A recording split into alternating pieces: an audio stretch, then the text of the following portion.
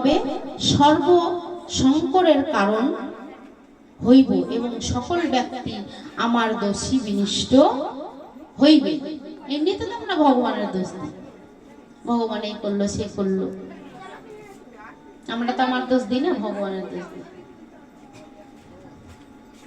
হে অর্জুন, অজ্ঞানী জন কর্মে আসক্ত হইয়া যেমন কর্ম করে, জ্ঞানীরা কর্মে আসক্ত না হইয়া লোকশিক্ষার জন্য এইরূপ ভাবেই কর্ম করিয়া থাকেন। কি বলছে? হে অর্জুন, অজ্ঞানী জন কর্মে আসক্ত হইয়া যেমন কর্ম করে, আর জ্ঞানীরা কর্মে আসক্ত না হইয়া লোকশিক্ষার জন্য এইরূপ ভাবেই কর্ম করিয়া থাকেন।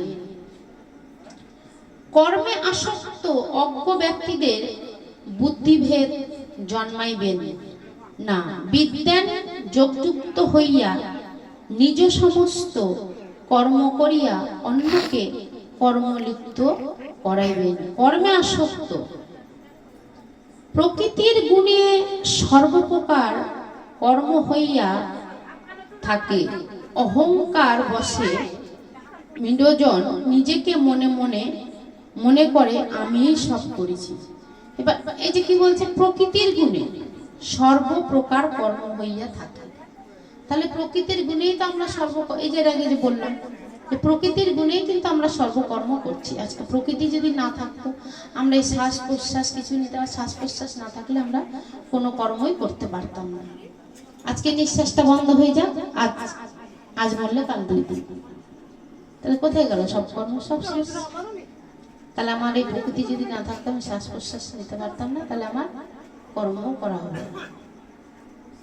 তাহলে প্রকৃতির গুণে সর্বপ্রকার কর্ম হইয়া থাকে, অহংকার বশে মৃডজন বলে নিজেকে মনে করে আমি সব করেছি।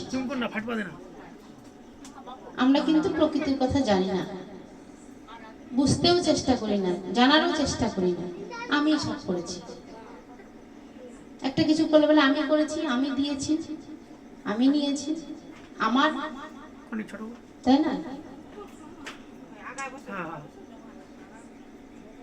হে মহাবীর অর্জুন, গুণ ও কর্মের বিভাগ যে প্রকৃতপক্ষে জানে, সে জানে যে গুণ সকল গুণাশ্রয়ের থাকে এবং আমি করি বলিয়া মনে করে।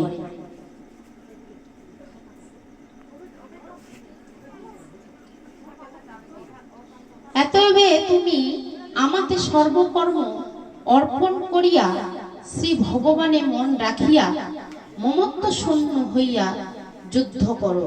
অর্জুনকে বলছে, হে অর্জুন, তুমি আমাকে সর্বকর্ম অর্পণ করো,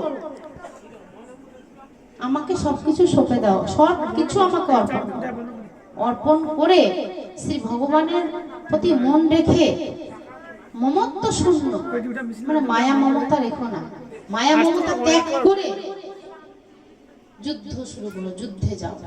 তাই বলছে, মায়া মমতা রাখলে তো তুমি যুদ্ধে যেতে পারবে না। অর্জুনকে বলছেন ভগবান, যে সব ব্যক্তি শ্রদ্ধাবান হইয়া